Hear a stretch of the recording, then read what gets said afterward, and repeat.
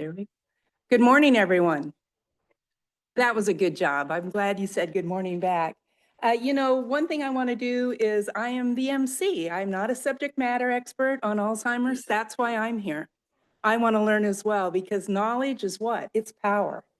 And I don't think there's anyone here in some fashion hasn't been touched by this disease. Whether it's someone in your family, it's a friend, it's you, or someone in your inner circle. This disease has a way of touching many.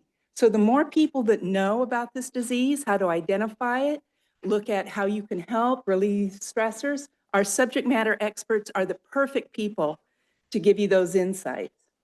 So if you want to know who I am, my name is Terry Hill, and I've been a homeowner in Pleasant Hill since 2008, but I happen to be the newest member on Pleasant Hill's Commission on Aging. I've got 1 month under my belt, so that's probably how I ended up here. I didn't know better. No, I knew better. I've done this. So this workshop is sponsored by the Pleasant Hill Commission on Aging. And with that, this commission has 9 members, and I'm going to read from my little script so I don't miss a thing. And we were appointed by actually the city council, and we're dedicated to enhancing the quality of life for seniors within Pleasant Hill. I want to acknowledge commissioners that are present. So we have our Vice Chair, Lorna Van Ackerman, is here. Yeah, and we also have Carol Bateman that is here. Carol, you want to wave your hand? She's okay. She'll be here. And then Vicki Peace, I know, is here. Thanks, Vicki. So let me do a little bit of housekeeping. As I mentioned before, this session is going to be held here, and there's also Zoom. So we think we have, in excess of 85 people attending this workshop today. And that tells you it's important to a lot of people. And it's going to be recorded, as I mentioned previously, and the recording will be made available on the city's website after conclusion, and it's been posted. And probably a big question, restrooms are located outside to the left. So I'm going to go through and tell you about today's format. The other thing I want to mention is if you have your cell phone with you, if you could please silence it, so we don't want to interrupt any of our speakers or people that may be asking questions. And I always forget to do that, so it's a reminder, which I've already done, for my phone as well. And there's going to be 2 presenters today, and there'll be PowerPoint presentations. And they'll walk you through point by point the items that they think are important to impart on you as part of your, I like to call it your toolkit, your knowledge base. And there will be a question and answer session after each presenter. And so please hold your questions until that official Q&A period. Is that a deal? A deal. And we recommended people take notebooks, or we handed them to you so you could take notes. And that may also refresh if you have questions that comes out of your notes. And if you don't want to share your question out loud, we also pass out some index cards. Some people aren't comfortable in front of a crowd. I get it. So write your question, we'll gather it, and we'll address your question during the Q&A period. And those that are participating via Zoom, there is a mechanism within Zoom to raise your hand. And we'll have, Juanita's going to monitor those so we can capture those questions as well. So what I'm going to do now is I'm going to introduce our first speaker. And these people are truly subject matter experts. They didn't read a couple of books. This is their life, and they've dedicated to making the aging and process more understandable, highlight issues. So you don't run into true subject matter experts very often. So we're very fortunate that they're both here. So I'm going to start with Grace Liu. Woohoo!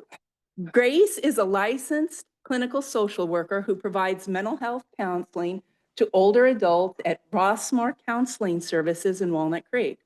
Grace worked as the site director for the Alzheimer's Association East Bay for 10 years and has extensive experience in the field of aging and dementia care.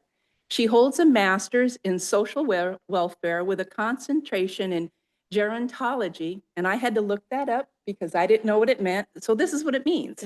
It's the study of aging and older adults, both in their physical, mental, and social changes, all encompassing. Did I get it right, ladies? Okay. And then she got her master's in gerontology from UC Berkeley, as well as a master's in English literature. Grace also has a private counseling practice, Age Well Counseling. Her personal experience as a family caregiver inform and inspire her work with her clients. So please join me in welcoming Grace.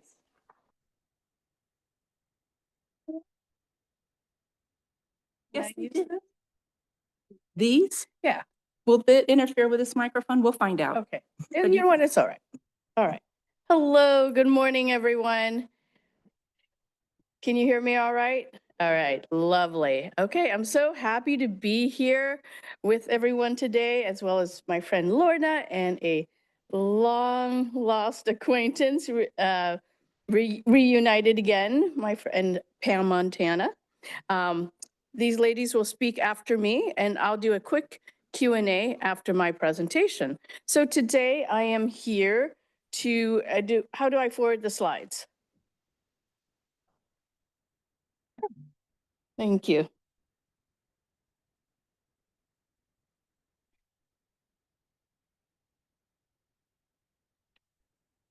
Terrific. All right. So today I am here to talk a little bit about what is normal memory loss that's associated with aging, as well as MCI, which stands for mild cognitive impairment, and dementia. So when I do these presentations or when I see clients, a lot of them are understandably concerned about memory loss. And I get questions like, oh, I lost my keys the other week, or I can't find my cell phone. I'm always looking for my cell phone. I know I'm going to get Alzheimer's, or I know I have Alzheimer's. And I'm happy to say that that is not necessarily true. As we age, just like our body, well, our brain is part of our body, right? And so as we get older, our body gets a little, a little more frail, a little slower. So it makes sense that our brain does the same thing. So some of the symptoms of normal aging, of memory loss is associated with normal aging, is making a bad decision once in a while. Let's say you loan money to a family member who is, historically unreliable, and you're like, okay, I know I won't see it again. All right. Missing an occasional bill. We all have these busy times where, our PG&E bill falls to the bottom of the pile on our desk and we miss a bill. That is normal. However, I have some clients who, their PG&E is being turned off because they're consistently missing bills. Forgetting the day, but remembering it later. If we're retired or we're on vacation, we don't necessarily need to keep track of the day, right? But if someone asked you, you could probably recall it. Not necessarily the case with people who have Alzheimer's. Sometimes forgetting which word to use. Very common. We all have senior moments. I will probably have a senior moment during my presentation today, one or two. And losing things from time to time. As I said, we do misplace our phone, cell phone keys occasionally. And yet we can retrace our steps. So I misplaced my keys over the weekend. And I'm like, I know I came home, so they're in the house, right? I had to drive home. I had to get through my front door. And, where did I stop first? Oh, yeah, I stopped in the garage. So, I can retrace my steps like that. Someone with Alzheimer's or dementia may not necessarily be able to do that. So now we have a condition called mild cognitive impairment.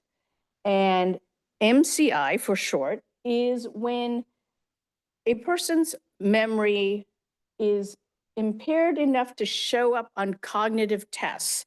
This means those tests that the doctor gives you in their office where they ask you to draw a clock or remember 3 words and then recall them a few minutes later. So by the way, these tests are part of your Medicare wellness checkup. And I recommend that everyone, even if you don't have, even if you're not worried about your memory loss, you should ask your doctor to run one of those tests from you. Not very long. It's 10 questions.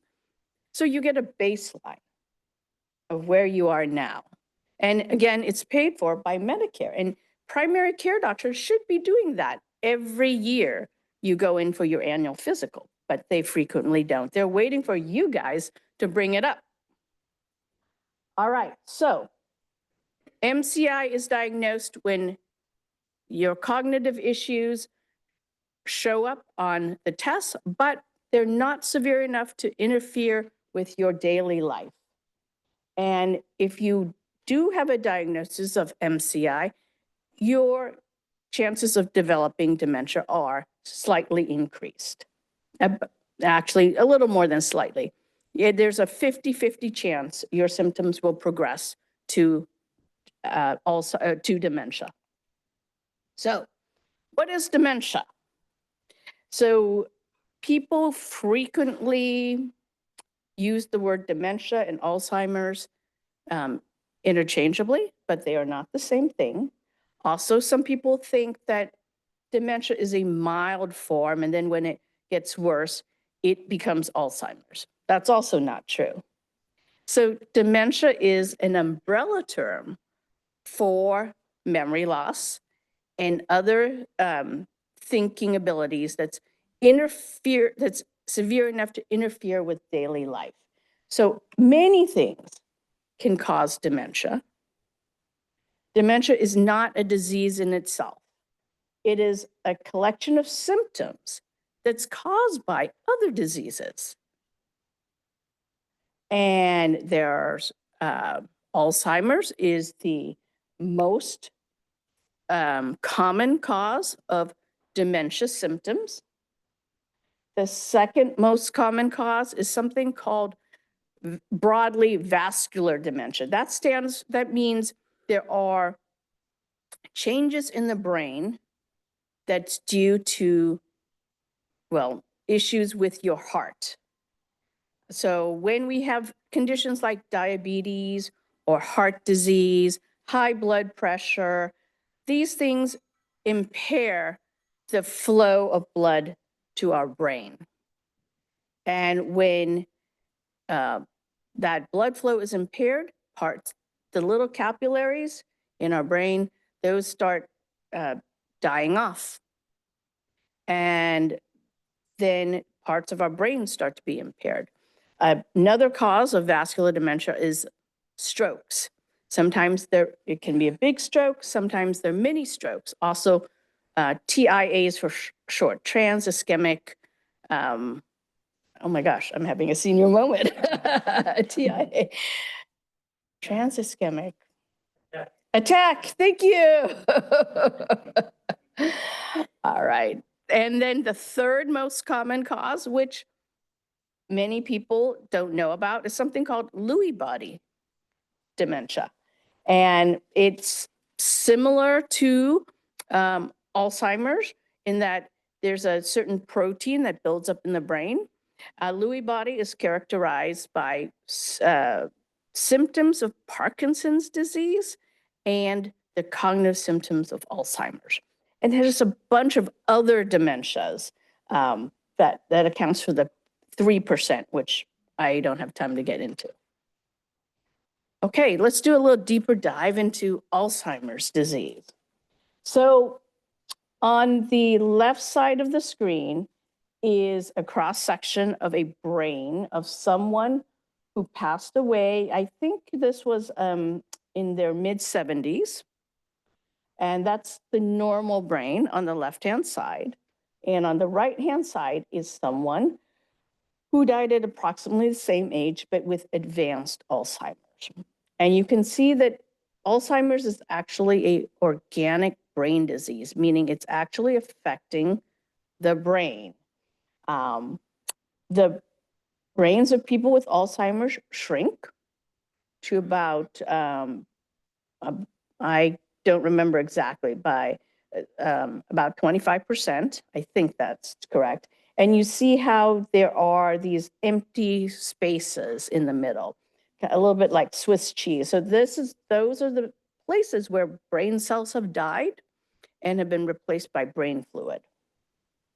So it is a degenerative brain disease that leads to what I liken it to brain failure. So just like there's kidney failure, heart failure, that Alzheimer's is brain failure.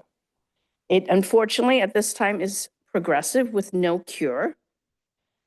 It is the most expensive and feared disease in the US. It affects about 5.7 million Americans. And that number continues to grow as our population ages. And it affects about 1 in 9 people over age 65 and 1 in 3 people over age 85. All right, so you're going to get this handout after my section, so you don't have to take notes. I have a 10 warning signs checklist for you. So very briefly, memory changes that disrupt daily life. I mentioned that already. Challenges in planning or solving problems. Difficulty completing familiar tasks. So maybe somebody used to cook elaborate meals and now they make very simple meals or they don't cook at all. Confusion with time or place. My aunt, who passed last year from Alzheimer's, a few years ago, she called my mom's because she was lost. She was lost in her neighborhood bank. Actually, this was not only her neighborhood bank, but the bank that she had worked in for decades. She called my mom because she's like, I don't know where I am. I don't know how I got here.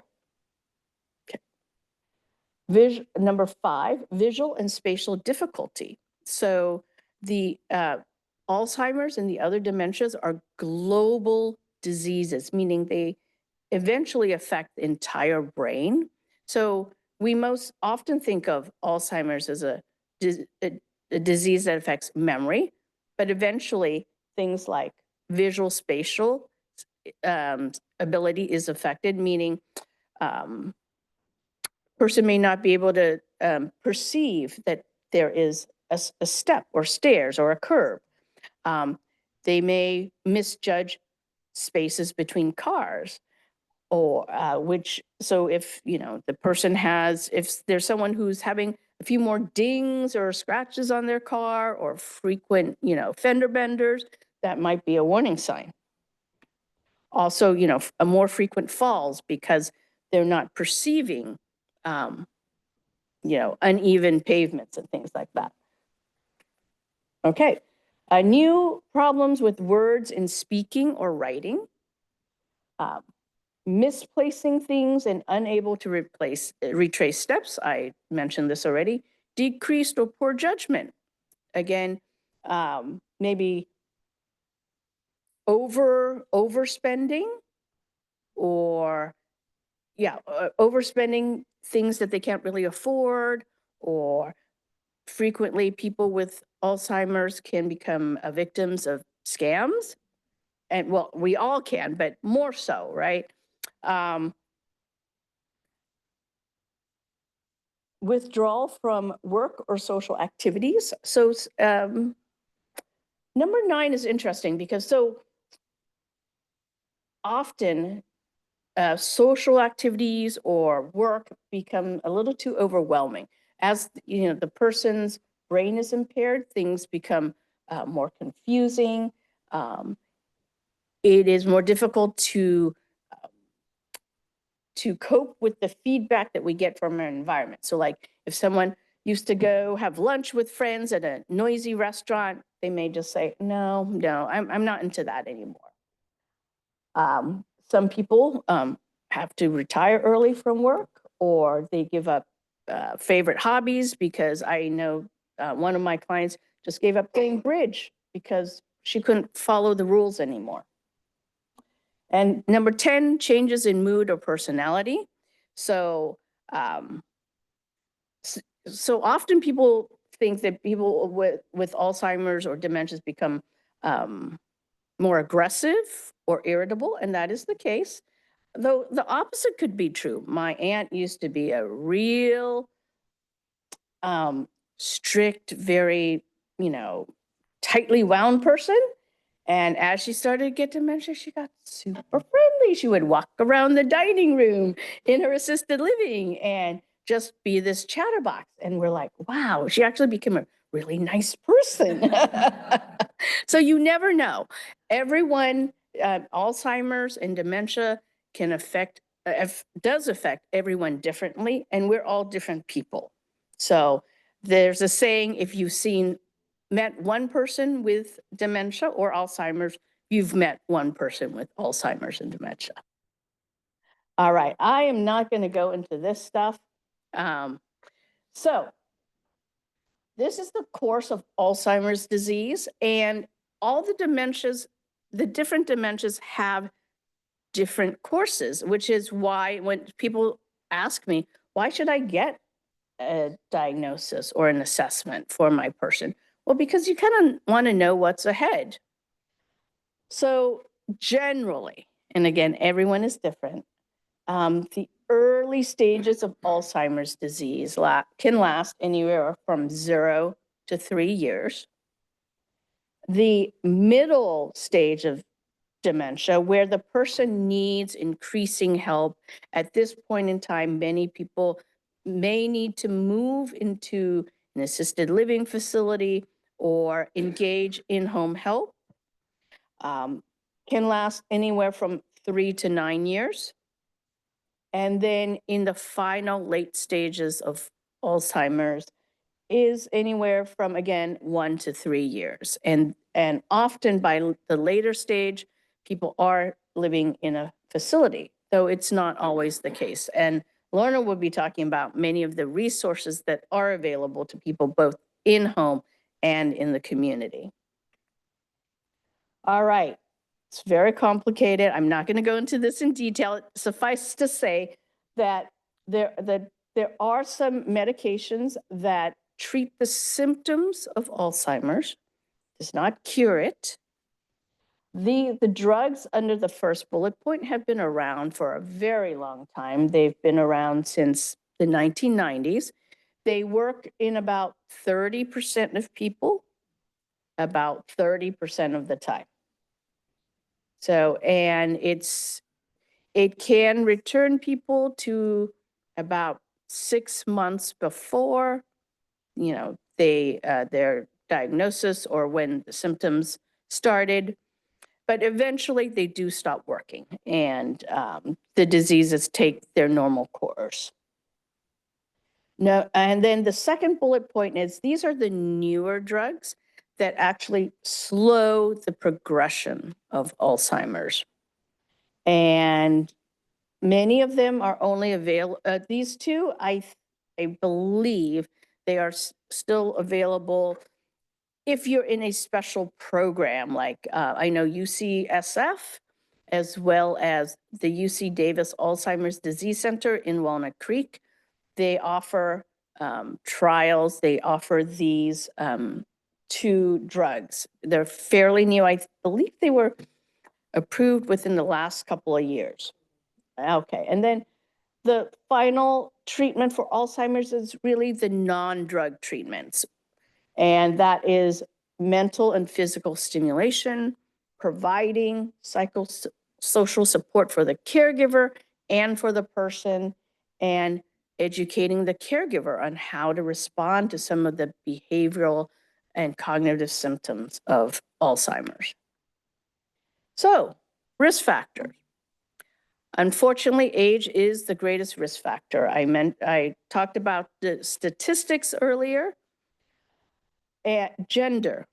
So women have a higher incidence of Alzheimer's than men. About 2/3 of cases are women. We're not sure exactly why. Part of the reason is that women do live longer than men, and if age is the greatest risk factor, it makes sense that more women get Alzheimer's than men. However, that doesn't account for all of the cases. So research is ongoing about possibly hormonal changes that take place in women when they reach menopause. That's kind of the leading theory at this point. All right, we talked about cardiovascular risk factors. So again, get those, get your numbers for, for high blood pressure, for diabetes, get those treated to reduce your risk of getting Alzheimer's. Race and ethnicity. So African Americans are about 2 times more likely than Caucasians to get Alzheimer's, and Latinos are 1.5 times more likely than Caucasians to get Alzheimer's. And that is because of systemic health disparities that prevent, good health education, access to healthy foods, as well as increase incidence of traumatic events. So when we have a traumatic event in our life, whether it's loss of a job, loss of a family member, a sudden death, discrimination, we age cognitively about 4 years. All right, so family history. So if you have a first-degree relative, meaning mother, father, brother, sister, who has Alzheimer's, you are 4 times more likely to get Alzheimer's. If you have 2 first-degree relatives, you are 8 times more likely to get Alzheimer's. And then genetics. There is a form of younger onset Alzheimer's where there is a certain gene called ApoE4, where if you have a copy or 2 of that gene, you are going to get Alzheimer's disease. And then lastly, hearing loss. So studies came out last year showing that if you have hearing loss, you want to treat it. You want to use hearing aids. Treating hearing loss decreases your risk of dementia by 40%. That's huge. All right, other ways to reduce your risk.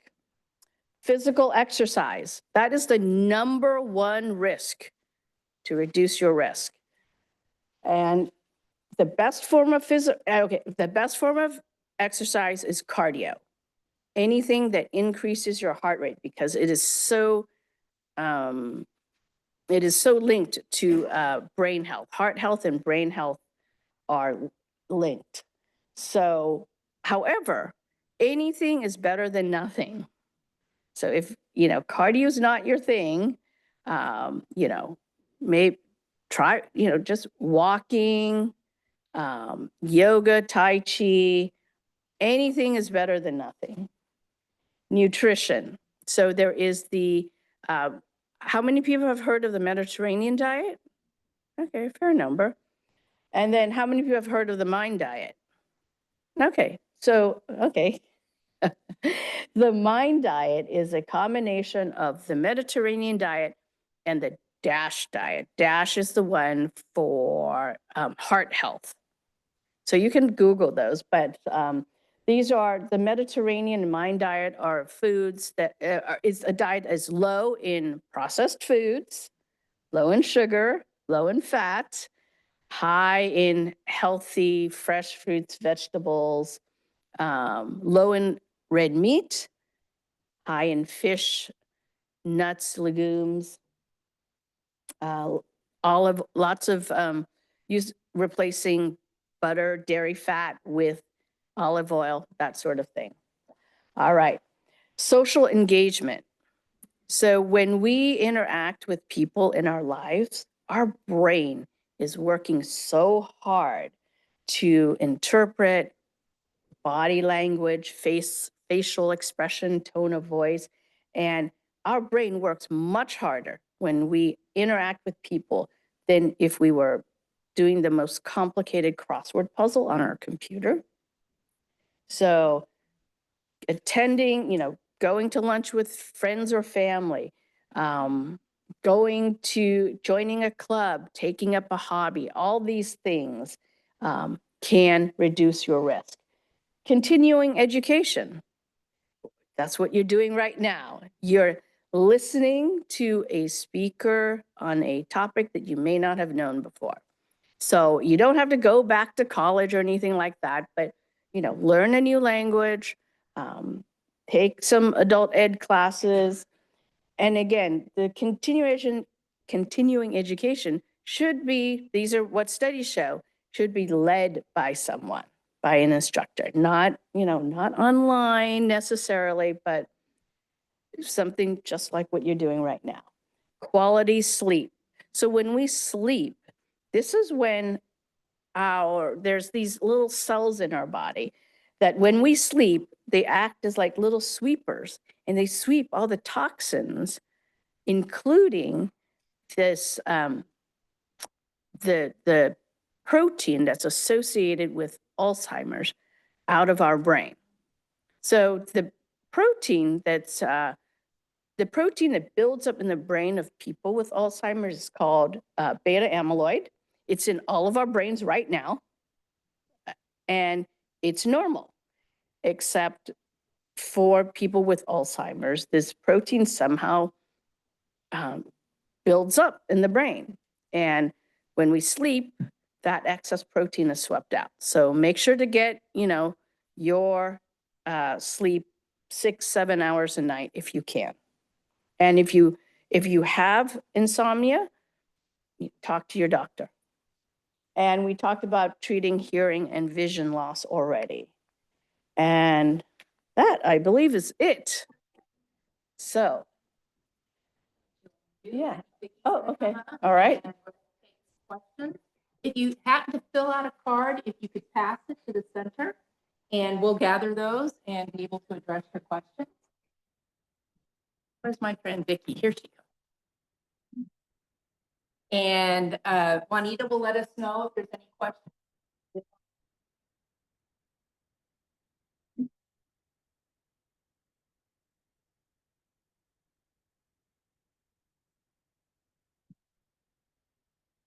Hey, anybody want to raise their hand?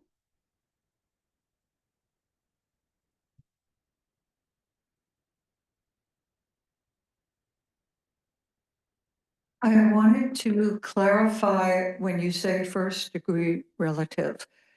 My mom died of Lewy body. Mm-hmm. My father had no dementia, but my mom's 4 brothers and sisters, she was one of the 4, got regular Alzheimer's. Mm-hmm. So that scares the hell out of me. And I've had hearing loss, but I wear hearing aids. I mean, that I found out. And I do volunteer work. I don't have my regular job anymore. They don't hire people my age. So on the other hand, my cousin, who the mother was my mother's older sister, he doesn't have any signs of Alzheimer's yet either. So the 2 of us are suspects.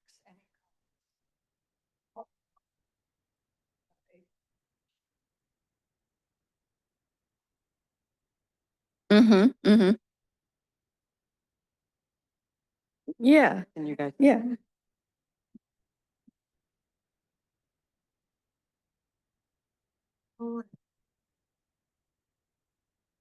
No, no. So a first degree relative. So your mother, your father. Right. Okay. Okay. And you said she had Lewy body. Yeah. So I don't know.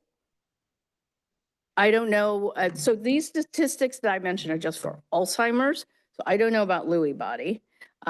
We know that Lewy body is related to Parkinson's disease. So, yeah, so I'm not a expert on Parkinson's or Lewy body, though, you know, my sweetie had Lewy body disease and he didn't have any family members who had it. So you kind of never know. I think what you're doing though is the right thing, right? You're staying engaged, you're treating your hearing loss. Um, Hopefully you're also engaging in physical exercise. I mean, we have these risk factors, but we also can reduce our risks. So I think what you're doing is good. And if you may want to, again, go see your primary, get a baseline for where you are right now. It may actually be very reassuring to find out that everything is normal right now and just keep doing what you're doing. Like him. Was there another hand? Here.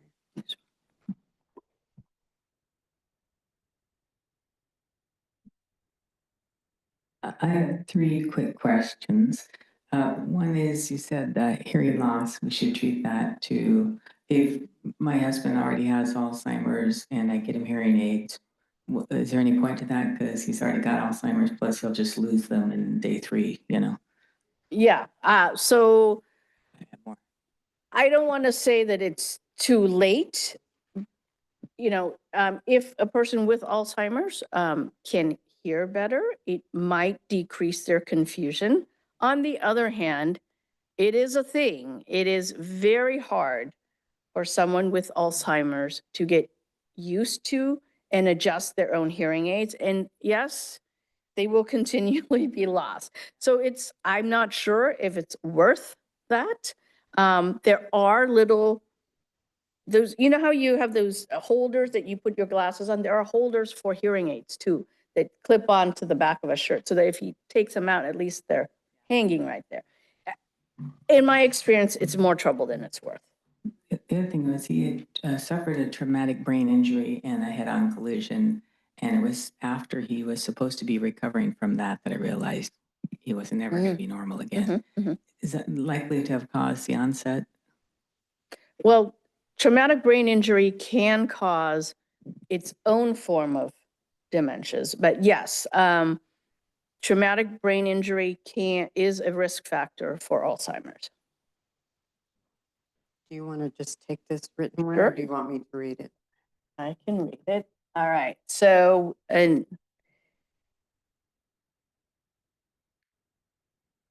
all right. So the question is, how do you deal with a doctor who only feels a person has Alzheimer's if showing late signs and Kaiser won't give the new blood test? Where can we get it? Not too far from Pittsburgh. No. Pittsburgh or Concord? Yes. Okay. All right. So, I would say that if you are dealing with a primary care doctor who doesn't treat your concerns seriously, get a second opinion, and also be a strong advocate. I would, write down what you're noticing in the person or yourself, keep a little log, and tell them this is what's happening. A lot of primary care doctors, especially old school ones, will say, oh no, you're perfectly normal, you're fine. They minimize it. So also, you can get a second opinion. If you're Kaiser, you can go to the UC Davis Alzheimer's Disease Center in Walnut Creek to get a second opinion. You don't need a referral. They will need, UC Davis will have Kaiser sign a permission form, but you don't need a referral. The new blood test, that was actually only recently announced a few months ago, so it's not widely available yet. And the blood test doesn't definitively say that you have Alzheimer's. It can show that you have the hallmarks of, in the blood of Alzheimer's, but it's only part of a more comprehensive assessment process. All right. Okay, Juanita, do you have any online questions we need to take at this time? Yes, just one moment, please.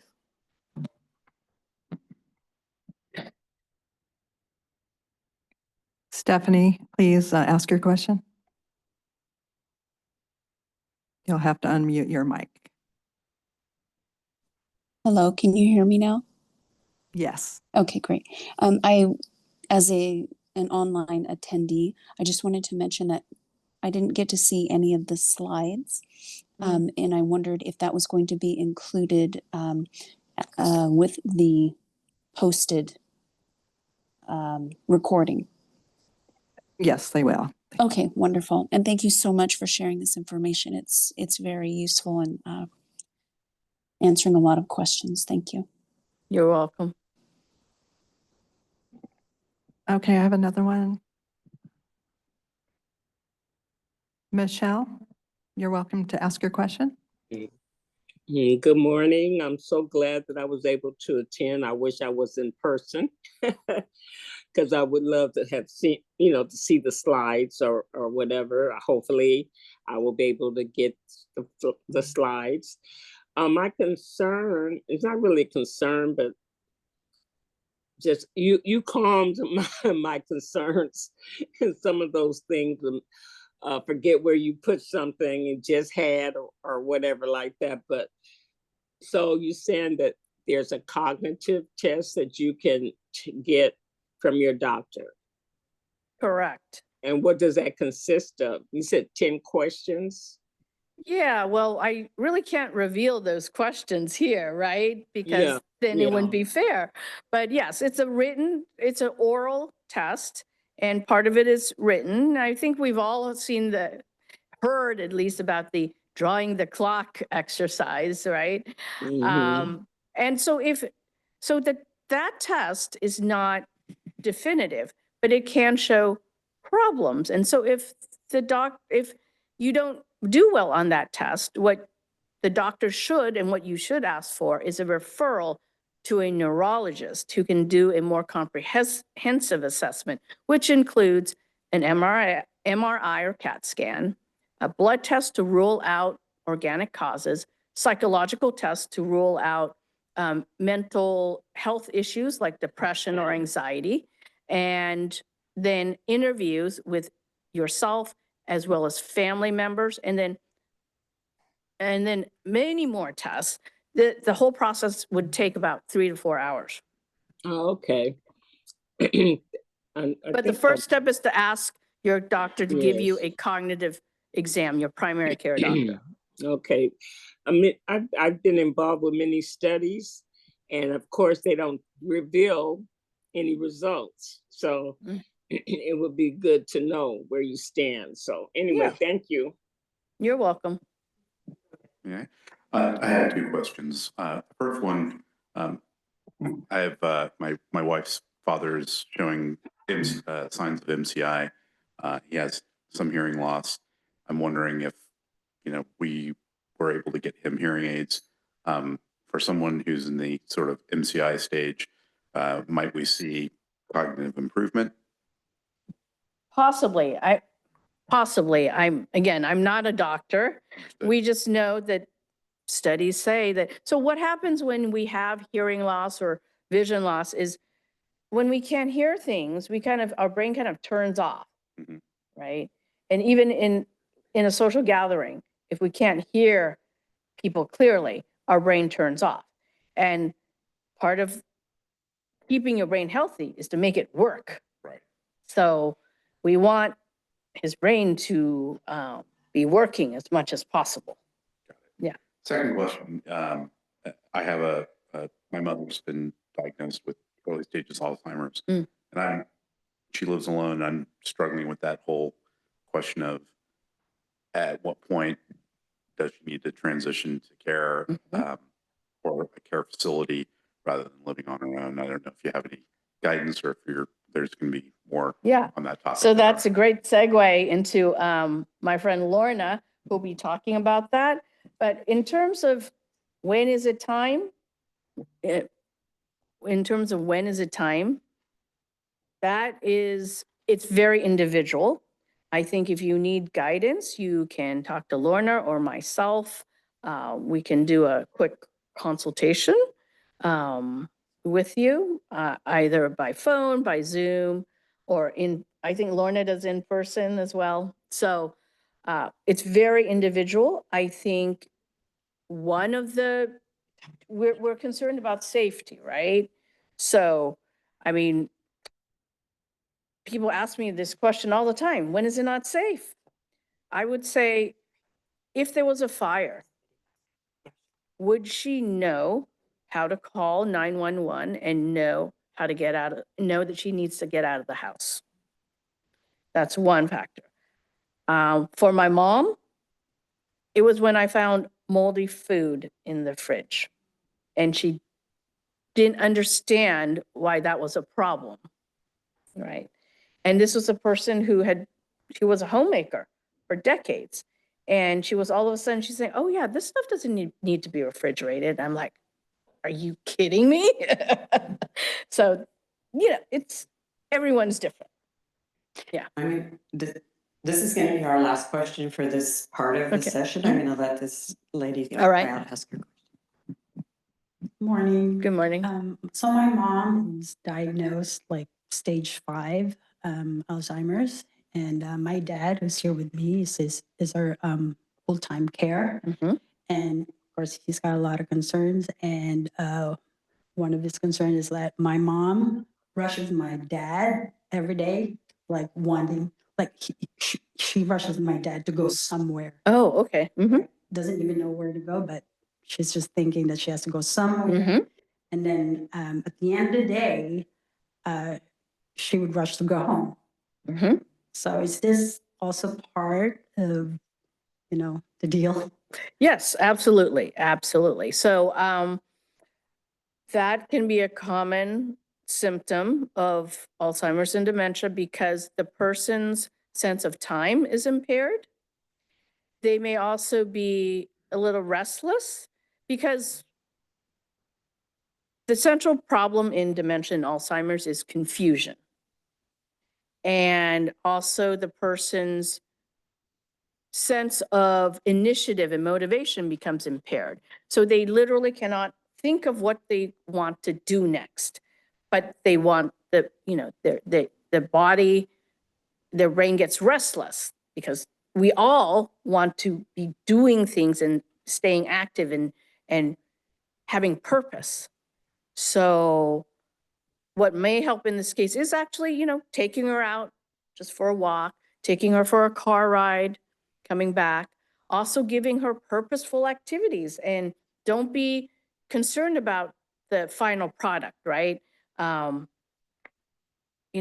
lot of times when people have Alzheimer's and dementia, we take things away from them that they can't do anymore. And yet, I will say that people can still do things. They can't maybe do the entire task. Like she probably can't make an entire meal, but she can peel the vegetables. She can stir the pot. She can fold laundry. Doesn't matter if it's not folded right. It's just give her things to do. Thank you. Thank you very much.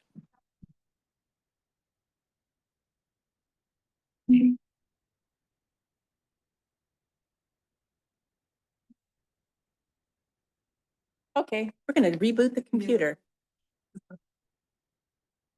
Did you have things you wanted to pass out at the very end?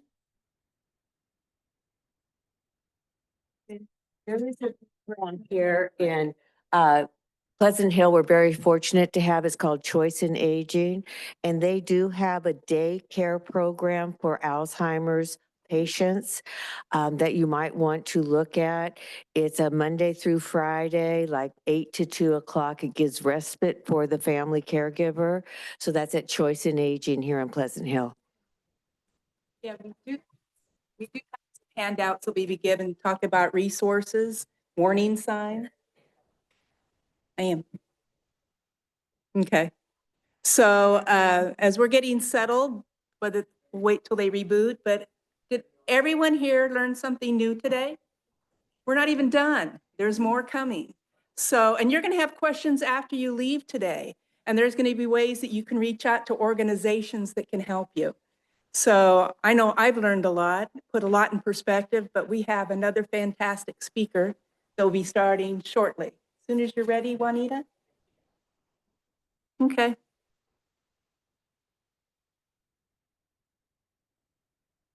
Did all of you grab a card about upcoming workshops as well? If you haven't, they'll be on the table as you exit. That will be important. So what I want to do right now is I want to go ahead and introduce our next speaker. I'll wait till I guess everybody gets their handouts.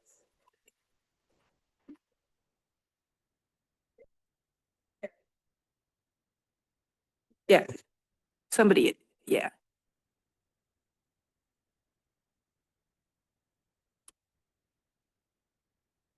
Okay, I'm going to go ahead and resume. Can everyone hear me just fine? Okay. So now I'm going to introduce, and you've already heard her speak, Lorna Van Akkeren. And again, she's the vice chair of Pleasant Hills Commission on Aging. So not only is she also a subject matter expert, she's very active within the city of Pleasant Hill. So I'm going to read her bio for you.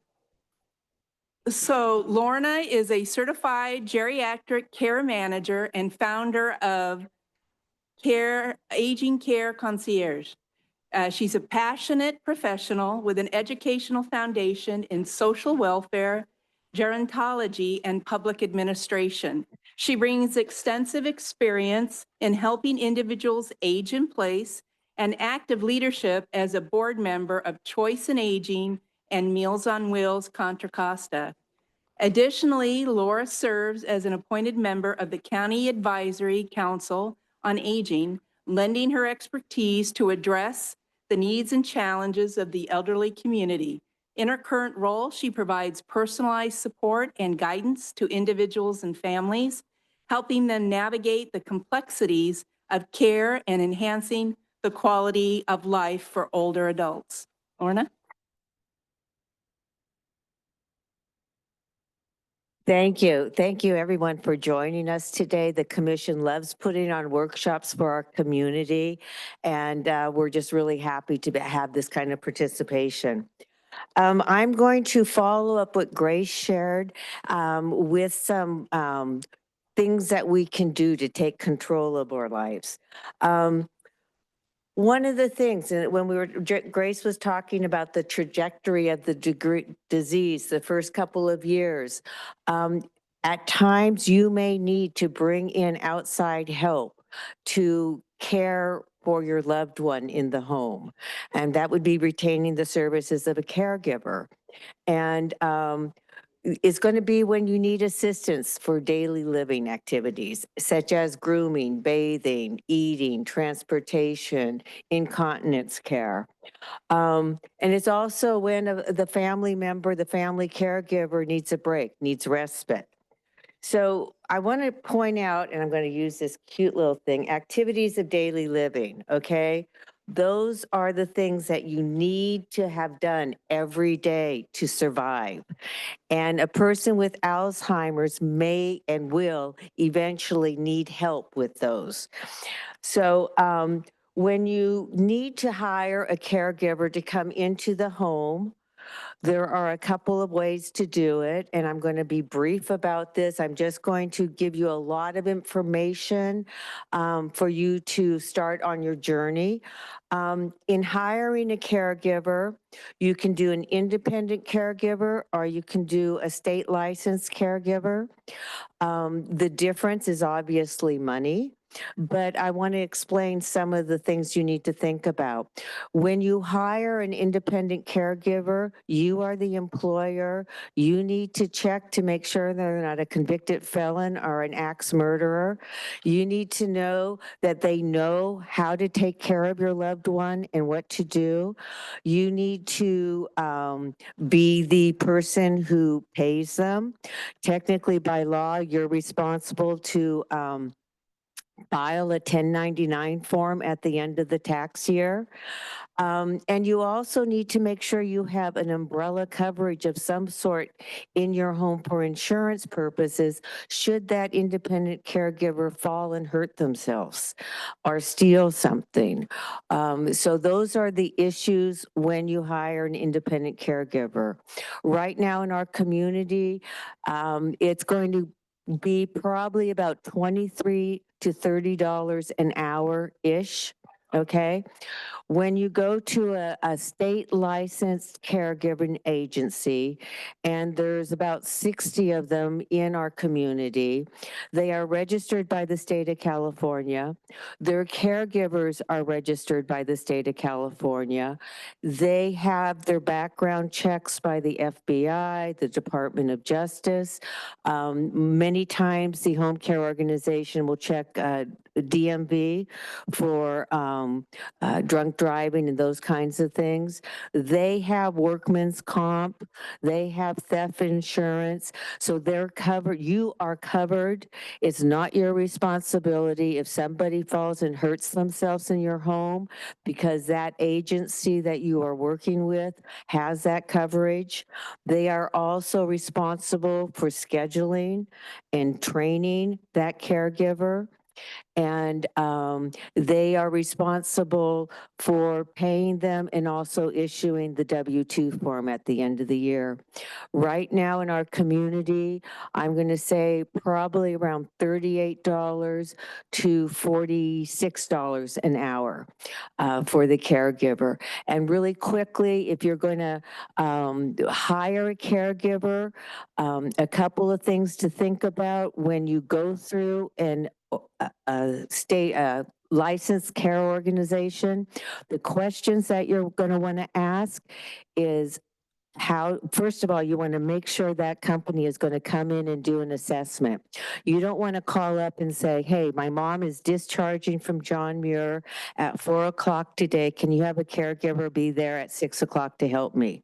No, you need to have a person come, assess your parent, come to your home, look at the home situation, find out what you need. You just don't want a warm body showing up at your front doorstep at 6 o'clock. The other thing you need to think about, if you have an independent caregiver, and I gotta tell you, caregivers have so many flat tires and run out of gas, it's unbelievable. So if you have an independent caregiver and they get a flat tire, who is going to replace that person? But if you're working with a licensed caregiving organization, they will send out somebody to replace that person. So it's important to just think about what's important to you before you start making the calls as to what your needs are, because remember, you are the boss, you are the employer.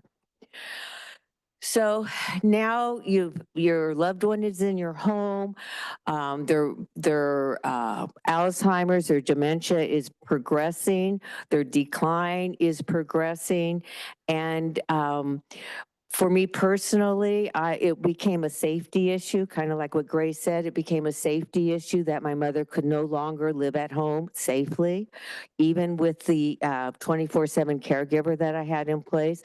So I chose to move her to an alternative living environment. And for the purposes of our conversation today, there's really three kinds of environments. One would be a memory care assisted living. Another environment would be a board and care, and these are residential homes licensed by the state of California and the county of Contra Costa. Usually they only have 6 residents living there. Usually, well, by law, they have to have 2 caregivers at all times during the day. So if you think about the ratio of 1 caregiver to 3 people, that's really, really good. And then the third one would be a skilled nursing facility. So how do you go about finding that perfect environment for your loved one? So what you do not want to do, and I'm going to say it again, what you do not want to do, step away, thank you.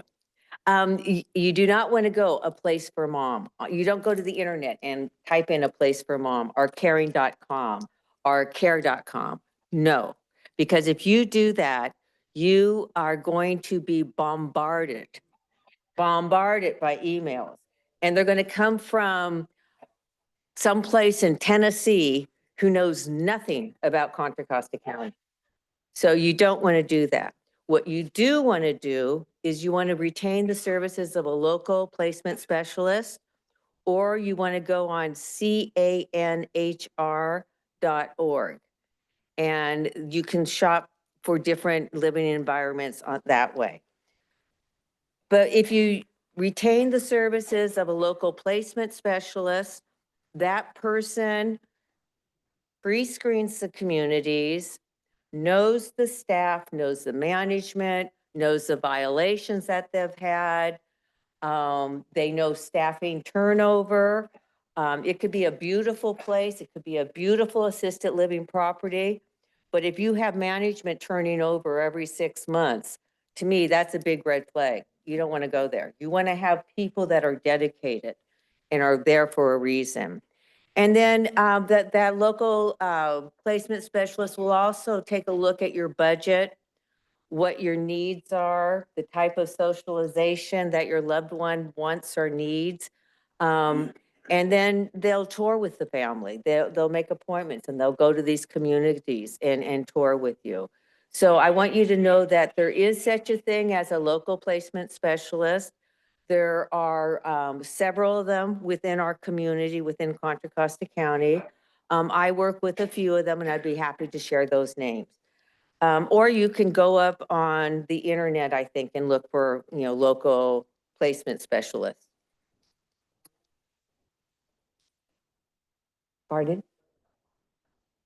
No.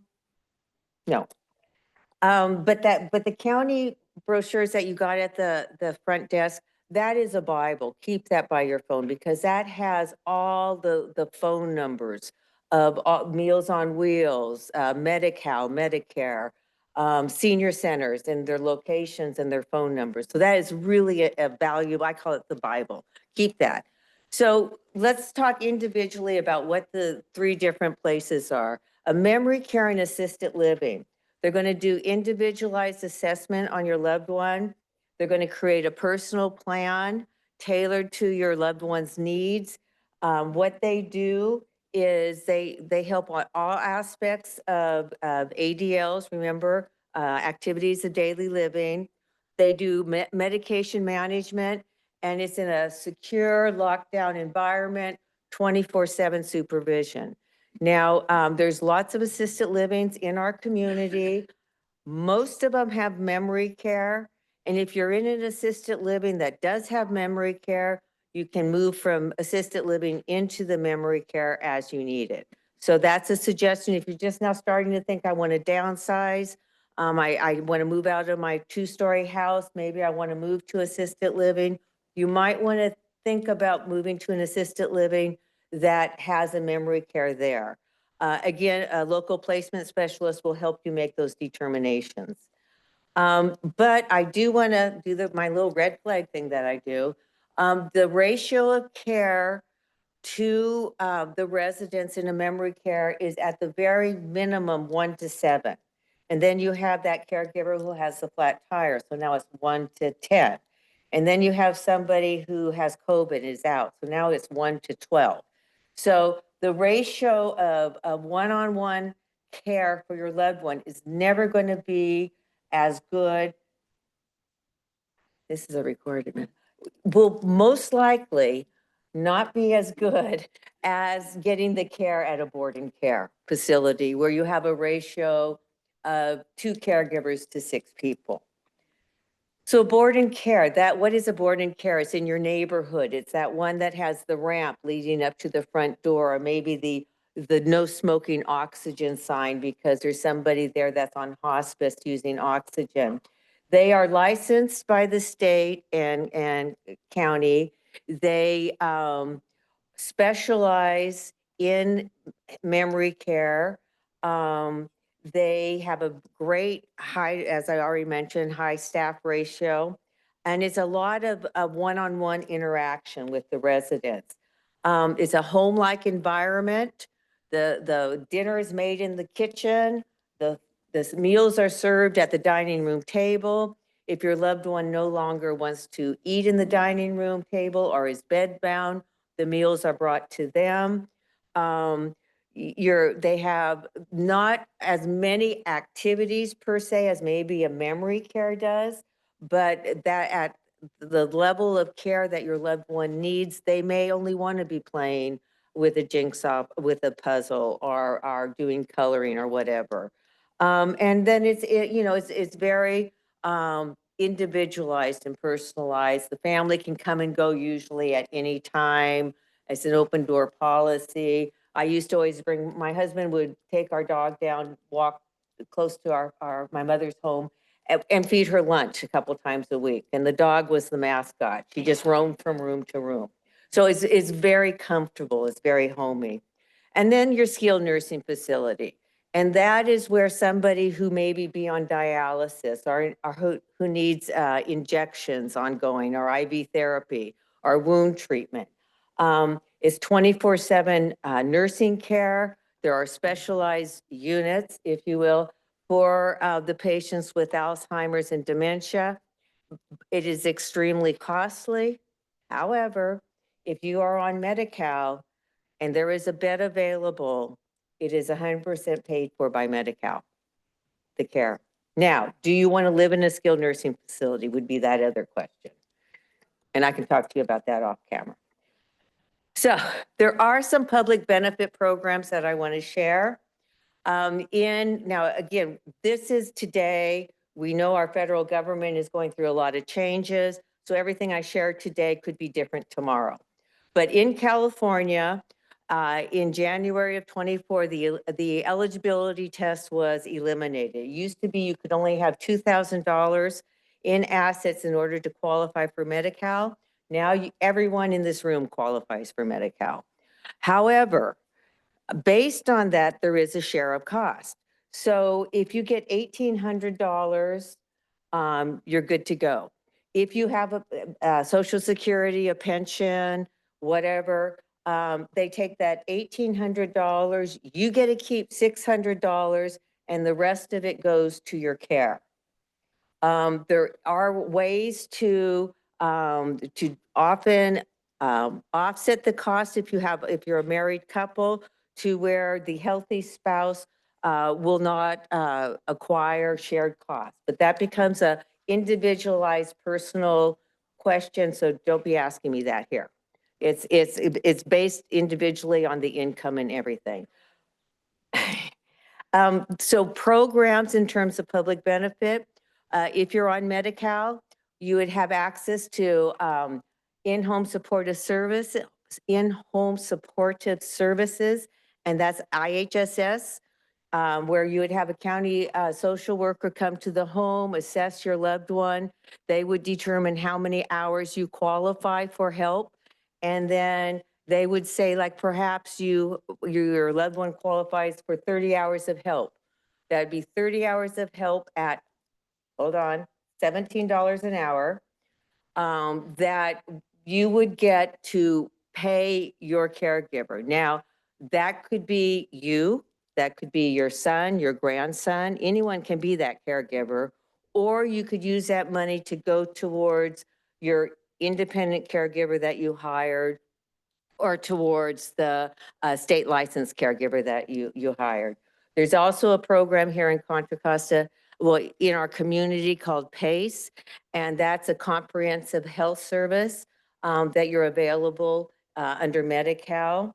There is the assisted living waiver program, where you would get assistance in paying for your care at an assisted living or a board and care. Red Light, again, it's a pilot program in California. We're 2 years into it. There is a 2-year waiting list to even get an appointment with the social worker to review your case. So if you are on Medi-Cal, you have to be on Medi-Cal. This is a public benefit program. I would suggest that you apply for that assisted living waiver today, knowing that it won't be for another 2 years that you'll even talk to somebody, but at least you'll be on that list. And then there is long-term care at a skilled nursing facility that I spoke of earlier that will pay for your Medi-Cal. The other program that I want to call to your attention, and it's not necessarily a benefit program, but if you are a vet or you're the spouse of a vet and you meet certain criteria in terms of time you served in the service, and you don't have assets of over, I think it's like 130,000 this year. That's excluding your car and your home. You may qualify for aid and attendance through the Veterans Administration. And what that is based on is you would need to have, again, activities of daily living. You need to have care for 2 of those activity of daily living.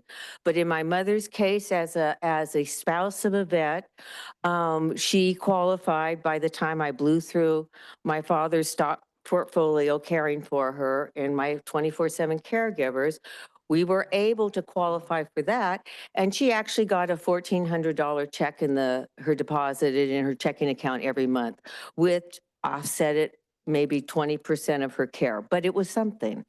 So that's another program to be aware of, and that's through the Veterans Administration. So I'm not moving. Okay, oh, there you go. What I want to do is spend a little bit of time on communication techniques, because we know it's really frustrating when we're trying to communicate with our loved one. And I want you to remember that it takes about 7 seconds for someone with dementia to process what's being said. So there's a couple of things that you can do. You want to gain that person's attention. If possible, you want to make eye contact. You want to feel that. You want to, but yes, you can add on to that question. What would you like for lunch? No, that's an open-ended question. Would you like to have a turkey sandwich or a ham sandwich for lunch? And if you don't have turkey in your refrigerator, make that be your first choice, because most likely the last thing you suggest is going to be what they're going to want.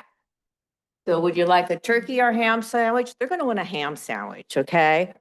But ask simple questions and use clear language. Speak slowly and in a reassuring tone, because they may have Alzheimer's, they may have dementia, but they still have a heart and they still see body language and they still understand what's going on around them. So, big deal. When the going gets tough, redirect. Change the subject. Walk out of the room. Don't argue. They could be 100% wrong with what they recall. That's their reality. Let them have their reality. Do not argue with them. Do not try to change their mind or say, no, but that really didn't happen. This is what happened. No, you're just causing stress and grief on yourself. Don't argue. Let me help you. Let's walk over here. Again, touch, movement, redirect. My big thing is listening with your ears, your eyes, and your heart. Be patient when waiting for a response. They're not going to answer immediately. Remember, it takes 7 seconds for it to go through their brain. Don't interrupt. They're going to lose their train of thought. But it's okay to, if you kind of know what they're trying to communicate, it's okay to give a suggested word or a hint to help them in their communication with you. And then watch for the nonverbal body clues. I mean, if they're moving around in their chair, you might want to ask them, would you like to go to the bathroom? You know, I mean, watch their body language. Maybe they're hungry. Maybe they have a headache. You know, so you need to become kind of like a professional relative detective. And then, you know, you need to be respectful of your loved one's feelings. They're still human. They're people. They haven't left us. They're our person, only a little bit different. So the family caregiver. Huge. Okay, you guys are the family caregiver, and it's a tough, challenging job. So I'm going to give you a couple of cues that are really important. A, take care of yourself, keep your doctor's appointments, go to your dentist appointments, get enough sleep, exercise, eat a well-balanced diet. Because if you're thinking to yourself, well, I'm not going to bring in a caregiver because nobody can take care of my person as well as I can. Well, okay, guess what? If you're not there because you didn't take care of yourself, then they're going to have to be with a stranger. So take care of yourself. That is so important. You want to stay socially connected with your friends. It's really easy to go down that rabbit hole and become self-absorbed in what you're trying to do in terms of taking care of your loved one. But it's really important to stay connected with your family and friends and learn to ask for help, okay? And maybe when you ask for help, be specific about what that question, what that help is. Could you bring me dinner on Wednesday night? Could you come sit with mom for 2 hours so I could do some errands? You know, in your mind, know what you need and ask for it. Ask for help with your family and friends because they're going to want to help. They just don't know how to help. So you need to help them help you. And then it's really important to schedule me time, meditate, practice mindfulness, read, listen to music, walk in the nature, whatever it does to feed your soul. Don't stop doing that. It's really important to continue doing that. And then there's support groups. Grace's support groups right now are all full, so you'll have to wait a while, but join support groups, either in person or virtually, because you're not alone in this journey. You're going to find that everybody else in that support group is going to have the same story or a little bit different story, but may have a technique that they've learned, a trick that they've learned that you go, I bet that would work for me at my house. So you're going to learn things from the support group. And then be realistic, be kind to yourself because it's a challenging road out there. And I can say that from experience, having lived it. Grace has lived it. We know, we're not just up here talking, we know the journey. Oh, okay, and then support, that's me. This is, there are people out there to help you. There are people out there to help you find a new living environment. There's people out there to help you identify community resources, provide guidance with end-of-life care, long distance support for your children who are out of town. So that's through a geriatric care manager, and I think you could go on the internet and look for that. I'm one, but there's a few of them in our community. But I'm really excited to be able to share with you one of my clients. Her name is Pam Montana, and I joined Pam's journey back in November when we started going to the UCSF to get the infusions that Grace talked about, Leukemia. And so it's been a challenge, but Pam was diagnosed with early onset Alzheimer's disease in 2016. And I want to read something. She's done a lot of blogs. She's worked with Maria Shriver. She's testified in Washington, D.C. So she has a vast array of experiences. In her journey right now, she doesn't want to read, but she's allowed me to read. So Pam, do you want to come up? Or you don't, if you don't want to, you don't have to. But this is Pam Montana, okay? Okay, So we're doing this together? I'm gonna read and you can just stand and Okay. smile, okay? My journey began in 2012. I don't have a history of Alzheimer's in my family, so it really wasn't on my radar. At that time, I was working at Intel, leading a new division of our inside sales organization. I remember sitting in the office and really struggling to comprehend a training seminar. I was taking notes and doing my best to understand what was being said, but it wasn't sticking. My brain just wasn't being able to hold the data. This was in 2012. I wrote things down almost word for word so I could brief my staff regarding my technology updates. When I met with them a few days later, I had to read my notes almost completely. Prior to that, I was able to speak from memory. Unfortunately, at that point, I didn't know the warning signs of Alzheimer's, and I assumed I was just tired or getting old. Mind you, I was 55. A few months later, as part of my routine physical, I had a comprehensive blood panel, which included genetic testing. And at that time, I learned that I had the Alzheimer's risk gene APOE4. 2 years later, in 2014, I was still struggling and repeating myself and relying more and more on my notes. It was then that I started the long path of getting a diagnosis. My doctor referred me to a neurologist who was certain I was fine. But when she asked me where I went to college, I couldn't remember.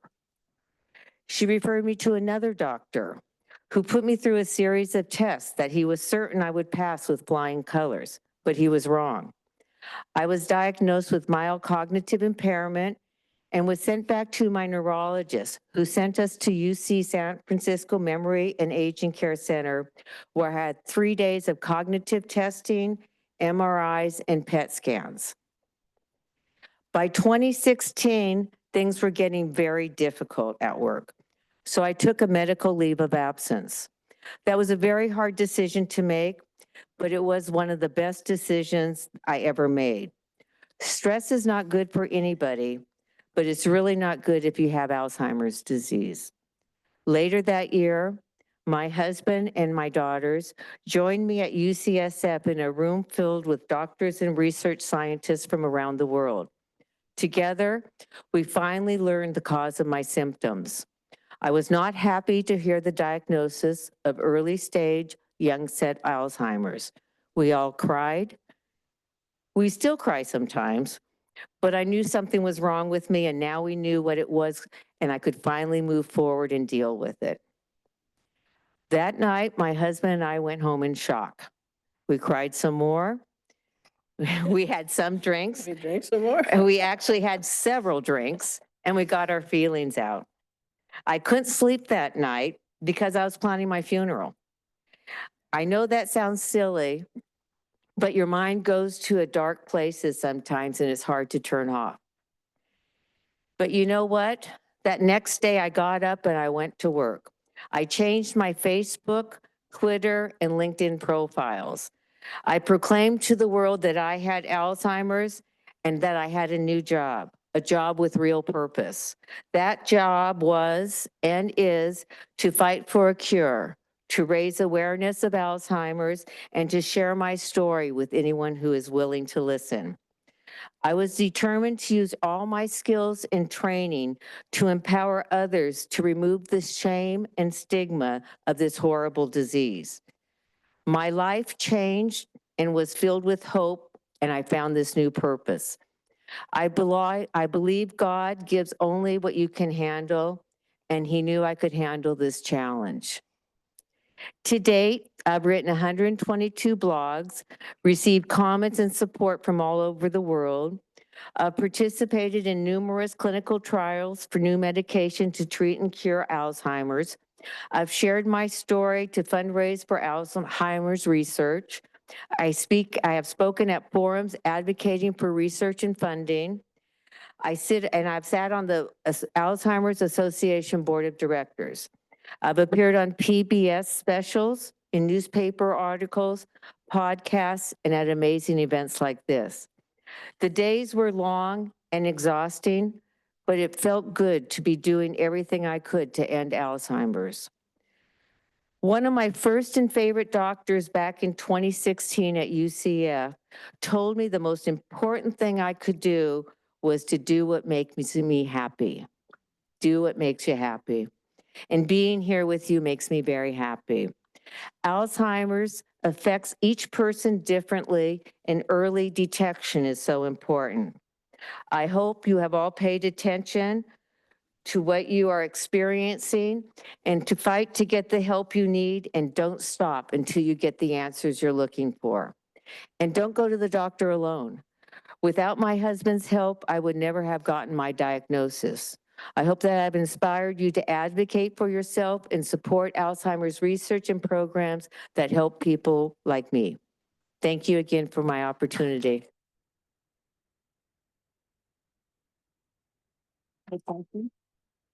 Dan, I guess. If anyone has a question, Pam said she would take the question if you wanted to.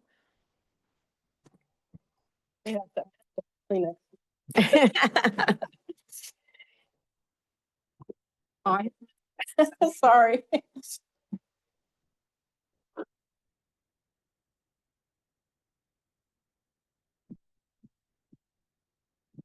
What does it mean, the power of purple?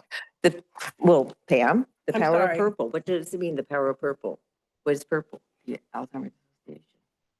I don't remember what. Well, the power of purple. That purple is the color for the Alzheimer's Association. That's what you're talking. Yeah, if you notice, Grace has a purple top on and purple in her hair. Thank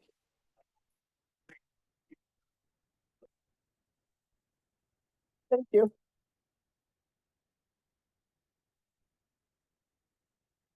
Yeah. Thank you. Okay? With that, we can, I think we have a few, well, only like a little bit, moments for general questions again. Do we? I guess we're done. There we go. Did you have any more online, Juanita? Is that it? No more questions? Oh, okay.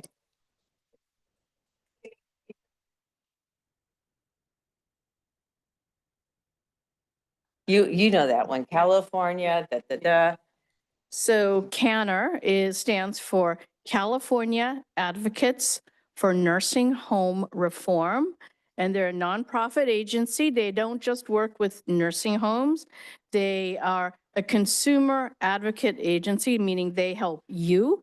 Their services are free, and they advocate for person-centered care and fairness for consumers in terms of assisted livings, board and cares, and skilled nursing facilities.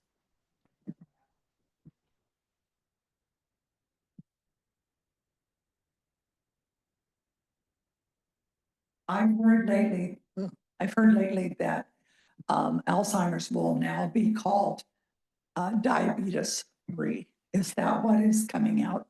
My nursing friend told me this more than 10 years ago, that because of the brain transferring over. So she was saying that there's a new name for Alzheimer's called diabetes type 3. Yes and no. I mean, it is not an official medical diagnosis, but yes. So because cardiovascular risks like diabetes plays such a prominent role in Alzheimer's and other dementias, it's not a joke, but it's like I'm having a senior moment.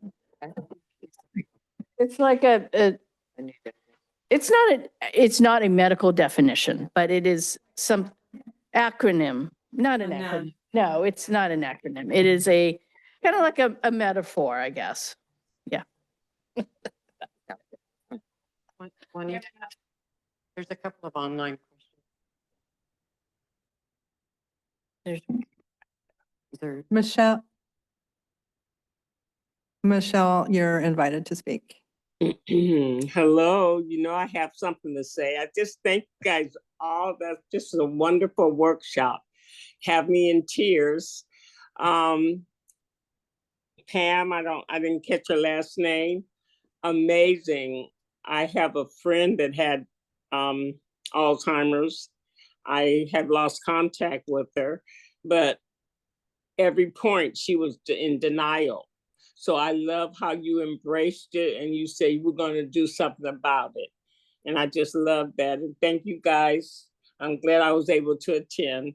And Lorna, I need all the handouts. Thank you. There was a question back there. Is that all you have? And then we have another, Oh,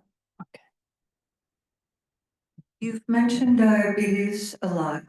And what if you're told you're pre-diabetic? So he said to me, well, then you can not be pre-diabetic at all, depending on how things go. So is that another way to help prevent? Absolutely. Yep, absolutely. Keep your pre-diabetes in check, follow all the recommendations, and if you can stop that or reverse it, that would definitely reduce your risk.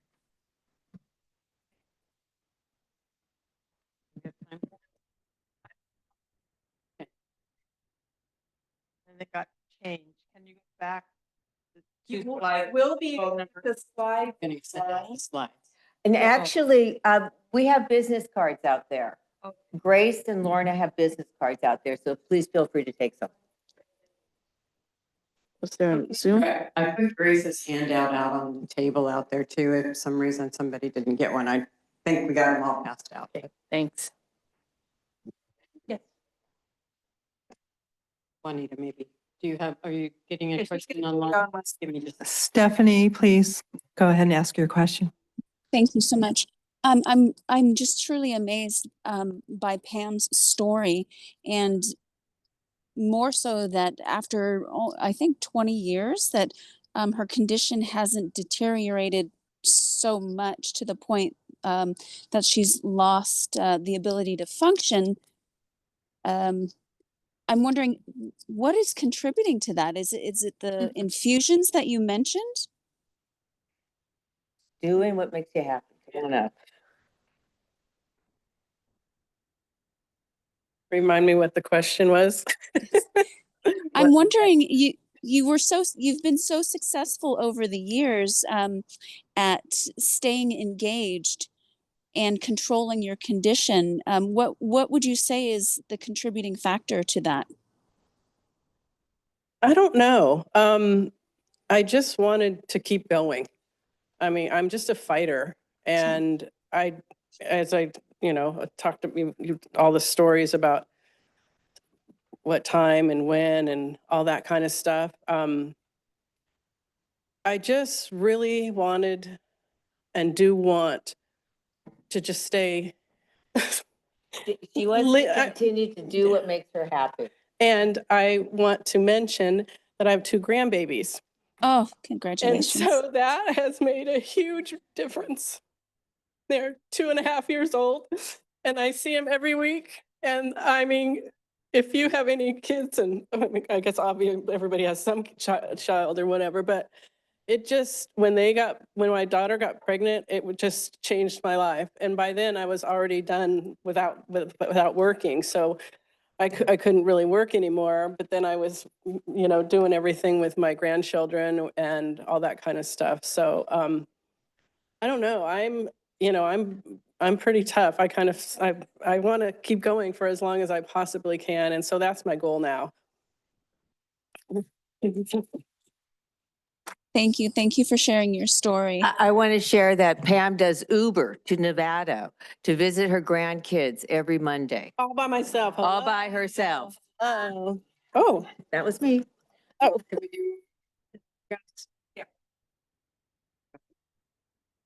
Some care mentioned that they were stage 5. What does that mean? How many stages are there? And can you tell me anything more about that? I'll sit down. So there are different staging systems for dementia. The Alzheimer's Association only uses 3, early, middle, and late. There's another one, I think that's the Global Dementia Scale, that's 1 to 7, 1 being earliest and 7 being the latest. And if I could add something, Alzheimer's, end stage Alzheimer's does qualify you for hospice services, and hospice services are a gift, and it's 100% paid for under Medicare. So hospice does not mean you're giving up. That means you may be diagnosed by a doctor to have 6 or less months to live. My mother lived for 2.5 years on hospice. So if you're at that end stage, that trajectory, I really encourage you to look at hospice as being another supportive service to bring in. Okay, that'll be the end of our questions for right now. So we'll go ahead and get ready to put a bow on today, but there's a few things that I have to still share with you. The Commission on Aging seeks to provide education and resources for seniors in Pleasant Hill. Its meetings are open to the public and can be viewed on the city's website. So they're streaming live, and you can view it as a video afterwards. In its meeting on March 13th, the Commission heard a presentation by Home Match, a service provided by the Front Porch Community Services, matching and vetting those with rooms to rent, typically seniors, with those in need of housing. The video of the meeting and presentation is online.